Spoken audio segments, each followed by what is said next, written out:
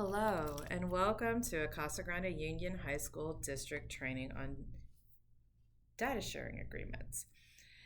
So if you're a coach in the district or a contractor for the district, you might have received a data share agreement. Well, you should have received a data share agreement if you are going to be using an account or accessing data on our students in any way.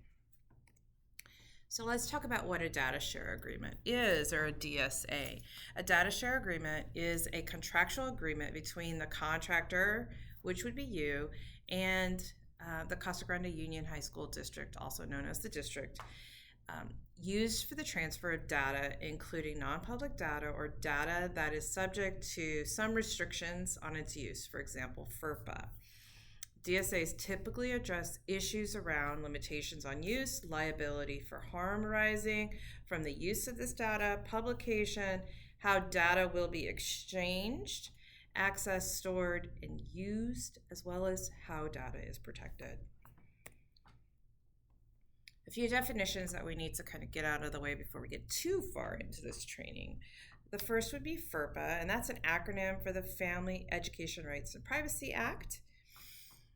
And FERPA does the following. It protects the privacy of student education records. It grants parents and eligible students the right to access and review educational records. Grants parents and eligible students the right to seek amendment of inaccurate or misleading records, so they can kind of ask us to change or ask someone to change those records. Requires educational agencies and institutions to provide annual notification of FERPA rights.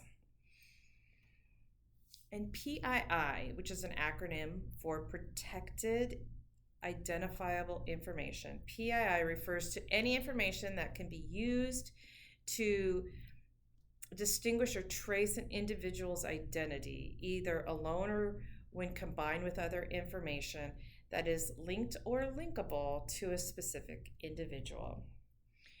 In our next set of videos, you will actually learn more about what the district's data share agreement is and the inner workings of that agreement and how you might